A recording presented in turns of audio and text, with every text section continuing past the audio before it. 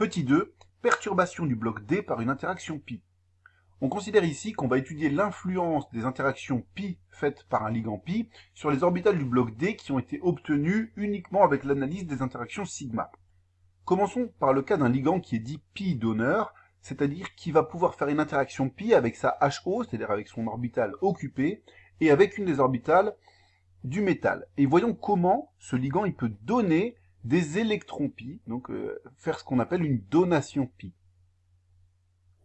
Pour ça, il faut étudier en détail l'interaction entre une orbitale du métal qui va avoir la symétrie appropriée pour réagir avec l'orbitale justement HO occupée du ligand selon une symétrie pi. Ici par exemple, si on considère une orbitale PZ du ligand, on voit qu'elle pourrait avoir une symétrie qui lui permettrait d'interagir avec l'orbitale DYZ du bloc T de G du complexe. Dans ce dessin, l'orbitale DYZ, elle est représentée vacante, on n'a pas mis d'électrons dedans, mais elle pourrait très bien avoir des électrons, puisque ça va dépendre du nombre d'électrons qu'il y a dans le bloc D, et donc du nombre d'électrons D du métal. A priori, qu'elle soit vacante ou non, ça c'est le niveau qui correspond à la HO du métal, puisqu'il y aura toujours quelques électrons au niveau du bloc T2G dans un complexe de métal de transition. Pourquoi l'orbitale ici qui a été dessinée, ici on a choisi de représenter une orbitale PZ, pourquoi elle a été représentée plus basse en énergie? Mais c'est parce que ça c'est la HO du ligand, et comme le ligand c'est un composé organique, on sait qu'il est plus électronégatif que le métal, donc c'est logique que sa HO soit plus basse que la HO du métal. À partir de là, donc comme ils ont des symétries qui leur permettent d'interagir, on va former deux orbitales moléculaires, une liante représentée ici, qui sera davantage développée sur le ligand, et une antiliante représentée ici, qui sera davantage développée sur le métal. La liante qui va être formée, en fait, in fine, elle n'appartiendra pas au bloc D du complexe, le bloc qui nous intéresse avec le groupe T2G et le groupe EG. Elle va simplement rejoindre le gros groupe d'orbitales liantes qu'on avait vu dans le diagramme global du complexe. Et finalement, on va en quelque sorte l'oublier. Elle va pas avoir d'impact pour la stabilité du complexe lui-même. On s'en souviendra quand même un peu tout à l'heure parce qu'elle va avoir un impact sur la stabilité du ligand. Mais pour l'instant, considérons juste qu'elle va dans ce grand groupe d'orbitales liantes. L'antiliante, par contre, elle est très intéressante parce qu'on voit que par rapport à la DYZ qu'on avait avant l'interaction pi, eh bien ici on a une montée en énergie et donc on voit que la DYZ qui appartenait au bloc T de G, elle est devenue plus haute en énergie et qu'elle est devenue légèrement antiliante, puisqu'avant elle était non liante, qu'elle est devenue antiliante. Donc ça sera la nouvelle orbitale DYZ du bloc T de G après qu'on ait fait l'interaction pi. Ici, elle est dessinée vacante, parce qu'on avait dessiné une DYZ vacante, mais elle peut très bien aussi être occupée. En fait, on récupère le bloc T de G comme avant, mais simplement qui a monté d'un cran et qui est devenu légèrement antiliant au lieu d'être non liant, à cause de l'interaction pi avec la HO ici d'un ligand. Faisons le bilan et voyons quelle est l'influence que l'interaction pi a eue sur le champ delta O du complexe. On voit que le niveau d'énergie des orbitales du groupe EG, lui, finalement, il n'a pas changé, puisque les orbitales du groupe EG, elles font des interactions sigma, et là on regarde l'influence d'une interaction pi, donc elles n'ont pas été touchées. Par contre, le niveau d'énergie des orbitales du groupe T de G, il est monté, et elles sont devenues légèrement antiliantes. Donc maintenant, sur le poly, essayez de dessiner ce schéma-là, qui est un peu le schéma bilan de ce qui s'est produit. Ce qui s'est produit, c'est que les EG, c'était des antiliantes sigma, qui avaient été créées par les liaisons sigma. Elles n'ont pas bougé, parce qu'ici, on a juste regardé l'influence d'une interaction pi. Par contre, les T2G, qui étaient des non-liantes, elles ont monté en énergie, et elles sont devenues légèrement antiliantes, en formant une interaction pi. On a également formé une nouvelle orbitale moléculaire liante, qui est hors du bloc D ici, et qui ne va pas avoir de conséquences sur les propriétés du complexe, mais qui est quand même notable.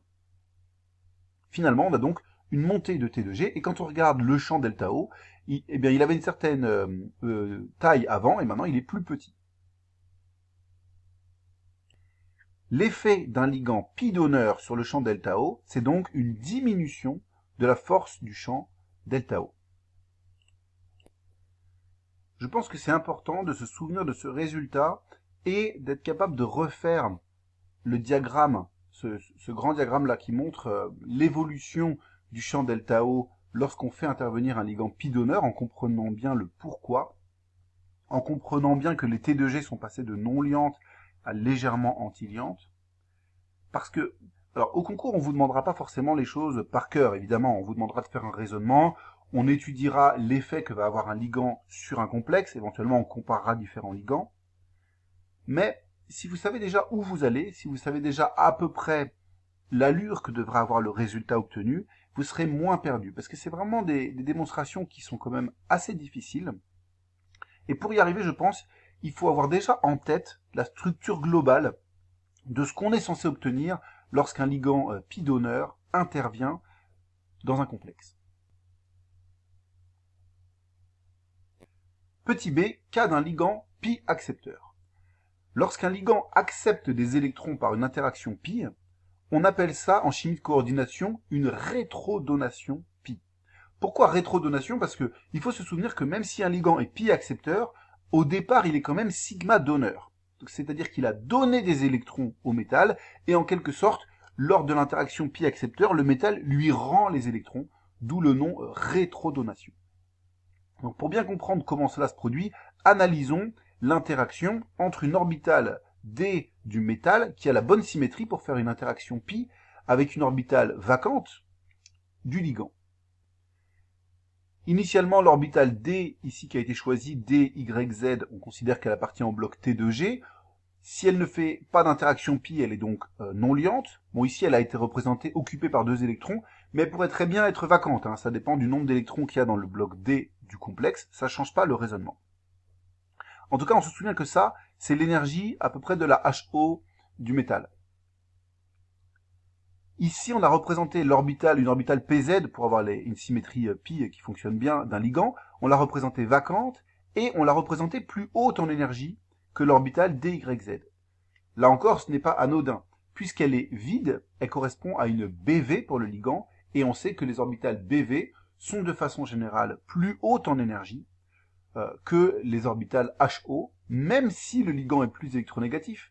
Évidemment, le ligand, comme il est plus électronégatif, il a une HO plus basse en énergie que la HO du métal, mais quand on parle de sa BV, c'est sûr qu'elle sera plus haute en énergie que la HO, et même plus haute en énergie que la HO du métal, c'est pour ça qu'elle est ici dessinée là. Et ça, c'est important de bien s'en souvenir, de cette position relative de ces deux orbitales.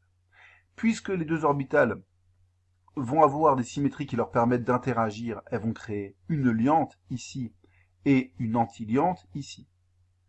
L'orbitale qui est proche en énergie de la DYZ, ce sera donc la liante. Et ce sera elle, la nouvelle orbitale DYZ du bloc T2G du complexe. Sauf que celle-ci, elle sera passée de non liante à légèrement liante. Ici, elle est dessinée occupée, parce que l'orbitale D du métal était occupée, mais elle pourrait aussi être vacante. Et l'orbitale antiliante, elle va monter assez haut en énergie, finalement, et elle n'appartiendra pas au bloc D du complexe. Elle sera mélangée avec les autres orbitales antiliantes du diagramme que l'on n'étudie pas. Conclusion. L'influence sur le champ delta O du métal. C'est que, donc, à nouveau, les orbitales moléculaires du groupe EG, leur énergie est inchangée, puisque elles, ce sont des orbitales qui font des interactions sigma, et ici on regarde juste l'interaction pi. Par contre, les orbitales du groupe T2G, on voit que leur niveau d'énergie descend. En effet, initialement, elles étaient non liantes, et une fois qu'elles ont interagi avec une orbitale vacante d'un ligand, eh bien, leur niveau d'énergie diminue, elles deviennent légèrement liantes, et puis on forme aussi une antiliante, mais cette antiliante, finalement, elle est hors du bloc D, qui est le plus important pour nous, pour les propriétés du métal, et elle est, entre guillemets, perdue dans toutes les antiliantes ici, que l'on n'étudie pas. Finalement, l'effet d'un ligand pi accepteur sur le champ delta O, c'est une augmentation de la force du champ delta O. Là encore, de la même façon que pour le ligand pi donneur, je pense que c'est important de retenir ce diagramme, de bien comprendre toutes les subtilités qui ont permis de faire la démonstration de ce résultat, et de s'en souvenir, parce que si au concours on vous donne un exercice où on vous fait refaire cette démonstration, il faut que vous sachiez où vous alliez, que vous sachiez déjà un petit peu comment faire le raisonnement et quoi obtenir pour ne pas trop hésiter et vous sentir perdu. Maintenant qu'on a démontré pour les ligands pi donneur et pi accepteur l'influence qu'ils ont sur le champ delta O, eh bien on peut expliquer mieux la série spectrochimique qui est observée expérimentalement. En effet, les ligands I-, Br-, Cl-, F- correspondent en fait à des ligands pi donneurs, puisque leur HO, dans leur HO, la PZ fait une interaction pi et elle est pleine. Et donc c'est pour ça que comme ils sont pi donneurs, il va y avoir une élévation du niveau T de G qui va faire que le champ delta O sera très petit, ce qui est observé dans la série spectrochimique. Pour des ligands comme H2O ou NH3 ou H- ou HO-, on va ici avoir, ou même CH3- ici, on aura des ligands plutôt de style sigma donneur, donc où les T de G ne vont pas être affectés. Et donc finalement, on va avoir un champ delta O assez moyen. Et enfin, pour des ligands comme Cn-, le ligand triphénylphosphine ou le ligand carbonyle, et bien ici on pourra montrer qu'il y a une orbitale BV de symétrie pi, et donc comme c'est des ligands pi accepteurs, il va y avoir une diminution du niveau des orbitales T de G, et c'est pour ça qu'on aura un grand champ. On se souvient aussi que dans les ligands classiques, entre guillemets, qui font pas d'interaction pi sigma donneur, les T de G sont non liantes.